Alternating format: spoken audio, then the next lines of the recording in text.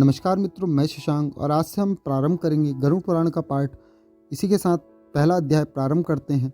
धर्म ही जिसका सुदृढ़ मूल्य है, वेद जिसका स्कंद तना है, प्राण रूपी शाखाओं से जो समृद्ध है, यज्ञ जिसका पुष्प है और मोक्ष जिसका फल है, ऐसे भगवान मधुसूदन रूपी पादप कल्प वृक्ष की जय हो। देव क्षेत्र नैमिषारण्य में स्वर्गलोक की प्राप्ति की कामना से सहस्त्र वर्षों में पूर्ण होने वाले यज्ञ का प्रारंभ किया। एक समय प्रातःकाल के हवन आदि कृत्यों का संपादन करके उन सभी मुनियों ने सत्कार किए गए। आसनासीन सूत जी महाराज जी से ऋषियों ने कहा, हे सूत जी महाराज, आपने सुख देने वाले देव मार्ग का सम्यक निरूपण किया है। इस समय हम लोग भयावह यम मार्ग के विषय में सुनना चाहते हैं। आप सांसारिक दुखों को और उस कलेश के विनाशक साधकों तथा इस लोक और परलोक के कलेशों को यथावत वर्णन करने में समर्थ हैं, अथा उनका वर्णन कीजिए।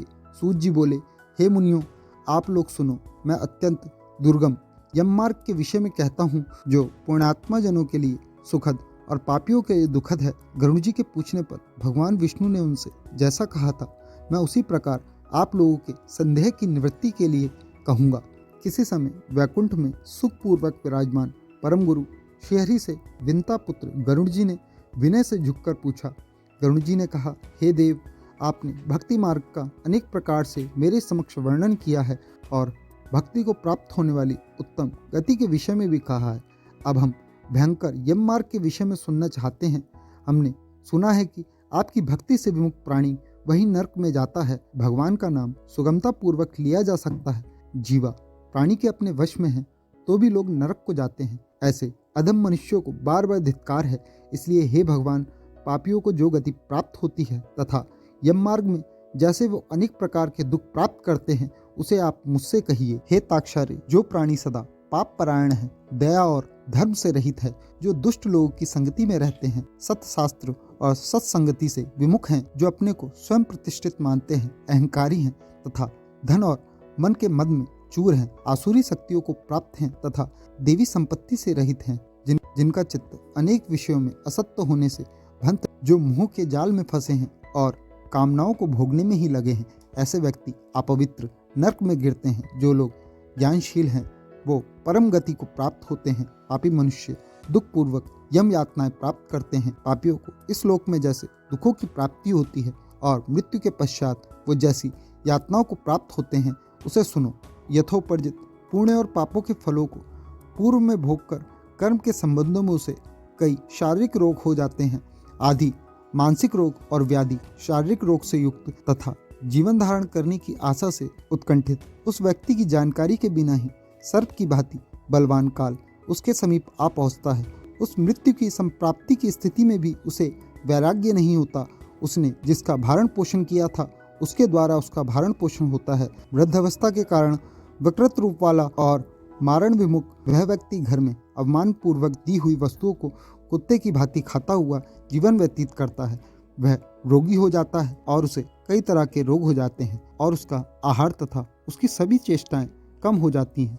प्राणवायु को बाहर निकालते समय आंखें उलट जाती हैं, नाड़ियां कफ से रुक जाती हैं, उसे खांसी और श्वास लेने में प्रयत्न करना पड़ता है तथा कंठ से घुरघुर से शब्द निकलने लगते हैं। चिंतामग्न स्वजनों से घिरा हुआ तथा सोया हुआ वह व्यक्ति काल पिशाच के वशीभूत होने के कारण बुलाने पर भी नहीं बोलता। इस प्रकार कुटुंब के भारण पोषण में ही निरंतर लगा रहने वाला अजितेंद्रिय व्यक्ति अंत में रोते बिलखते बंधु बांधवों के बीच उत्कट वेदनाओं से संज्ञा शून्य होकर मर जाता है।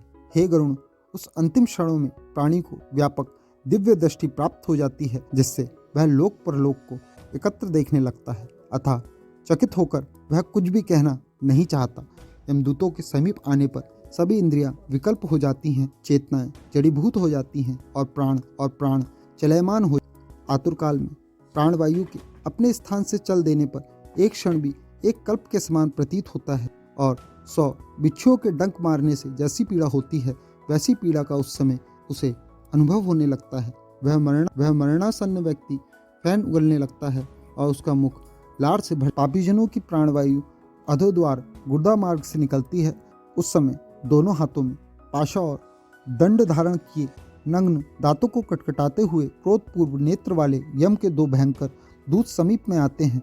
उनके केश ऊपर की ओर उठे होते हैं और वह कौवे के समान काले होते हैं। उनकी नाक आयुध की भांति होती है। उन्हें देखकर भयभीत हृदय वाला वह मरणासन्न प्राणी मलमूत्र का विसर्जन करने लगता है।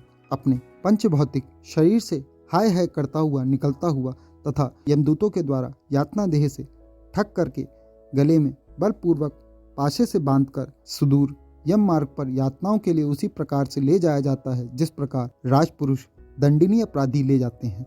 इस प्रकार ले जाते हुए उस जीव को यम के दूत तर्जना करके डराते हैं और नरक के तीव्र भय का पुनः पुनः वर्णन करते हैं। यमदूत कहते हैं, रे दुष्ट, शीघ्र चल, तुम यमलोक जाओगे। आज तुम्हें हम सब कुंभी पाक और नरक में शीघ्र। इस तरह यमदूतों की वाणी तथा बंधु बांधवों का रुदान सुनता हुआ वह जीव जोर से हाहाकार करके विलाप करता है और यमदूतों के द्वारा प्रताड़ित किया जाता है। यमदूतों की तर्जनाओं से उसका हृदय विदीर्ण हो जाता है। वह कांपने लगता है। रास्ते में उसे कुत्ते काटते हैं और अपने पापों का स्मरण करता हुआ वह पीड़ित जीव यम मार्ग में चलता है। भूख और प्यास से पीड़ित होकर सूर्य वायु के झोंके से संताप्त होते हुए और यमदूतों के द्वारा पीठ पर कोड़ों से पीटे जाते हुए उस जीव को तपी हुई बालुका से पूर्ण तथा विश्राम रहित और जल रहित मार्ग पर असमर्थ होते हुए भी बड़ी कठिनाई से चलना पड़ता है। थककर जगह जगह गिरता और मूर्छित होता हुआ वह पुनः उठकर पापीजनों के भांति अंधकारपूर्ण यमलोक में ले जाया जाता है। 2 अथवा 3 मुहूर्तों में वह मनुष्य वहां पहुंचाया जाता है और यमदूत उसे घोर नरक यातनाओं को दिखाते हैं। मुहूर्त मात्र में नरकीय यातनाओं के भय को देखकर वह व्यक्ति यम की आज्ञा से आकाश मार्ग से दूत के साथ पुनः इस लोक मनुष्य लोक में चला आता है। मनुष्य लोक में आकर अनादि वासना से बुद्ध वह जीव देह में प्रविष्ट होने की इच्छा रखता है, किंतु यमदूतों द्वारा पकड़कर पासे में बांध दिए जाने से भूख और प्यास से अत्यंत पीड़ित होकर रोता है। हे ताक्ष, वह प्राणी पुत्रों से दिया हुआ पिंड तथा आतुर काल में दिए हुए दान को प्राप्त करता है तो भी उस नास्तिक को तृप्ति नहीं होती। पुत्रादि के द्वारा पापियों के उद्देश्य से किए गए श्राद्ध, दान तथा जलांजलि उसके पास ठहरती नहीं, अतः पिंडदान का भोग करने पर भी वह क्षुधा से व्याकुल होकर यम मार्ग में जाते हैं। जिनका पिंडदान नहीं होता वह प्रेत रूप में होकर काल पर्यंत निर्जन वन में बहुत दुखी होकर भ्रमण करते रहते हैं। सैकड़ों करोड़ कल्प बीत जाने पर भी बिना भोग किए कर्मफल का नाश नहीं होता और जब तक वह पापी जीव यातनाओं का भोग नहीं कर लेता तब तक उसे मनुष्य शरीर की प्राप्ति नहीं होती। हे पक्षी, इसलिए पुत्र को चाहिए कि वह 10 दिनों तक प्रतिदिन पिंड का दान करे। हे पक्षी श्रेष्ठ, वह पिंड प्रतिदिन 4 भागों में विभाजित होते हैं। उनमें 2 भाग तो प्रेत के देह के पंचभूतों की पुष्टि के लिए होते हैं, तीसरा भाग यमदूतों को प्राप्त होता है और चौथे भाग से उस जीव को आहार प्राप्त होता है। 9 रात दिनों में पिंड को प्राप्त करके प्रेत का शरीर बन जाता है और 10वें दिन उसको बल की प्राप्ति होती है। हे खग, मृत व्यक्ति के देह के जल जाने पर पिंड के द्वारा पुनः 1 हाथ लंबा शरीर प्राप्त होता है, जिसके द्वारा वह प्राणी यमलोक के रास्ते में शुभ और अशुभ कर्मों के फलों को भोगता है। पहले दिन जो पिंड दिया था उससे उसका शरीर बनता है। दूसरे दिन के पिंड से ग्रीवा, गर्दन और स्कंद, कंधे तथा तीसरे पिंड से हृदय बनता है। चौथे पिंड से पृष्ठभाग, पीठ, 5वें से नाभि, छठे तथा 7वें पिंड से क्रमशः काटी, कमर और गुहयांग उत्पन्न होते हैं। 8वें पिंड से उरु, जांघें, 9वें पिंड से जानु, घुटने तथा पैर बनते हैं। इस प्रकार 9 पिंडों से देह को प्राप्त करके 10वें पिंड से उसकी क्षुधा और तृष्णा, भूख प्यास ये दोनों जागृत होती हैं। इस पिंड शरीर को प्राप्त करके भूख और प्यास से पीड़ित जीव 11वें तथा 12वें दिन 2 दिन भोजन करता है।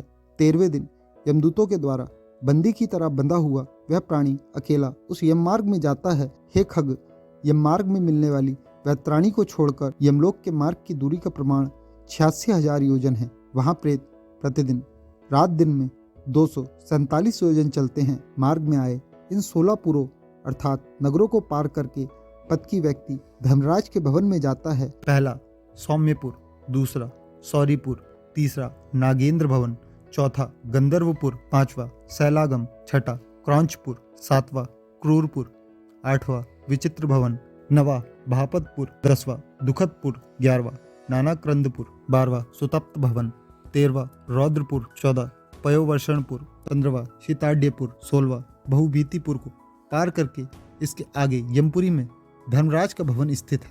यमराज के दूतों के पासे से बंधा हुआ पापी जीव रास्ते भर हाहाकार करता हुआ रोता हुआ अपने घर को छोड़ करके यमपुरी को जाता है। इति श्री गरुड़ पुराण प्रथम अध्याय संपूर्ण। इस प्रकार गरुड़ पुराण के अंतर्गत सारोद्धार में पापियों के इस लोक तथा परलोक के दुखों का निरूपण नामक पहला अध्याय पूर्ण हुआ।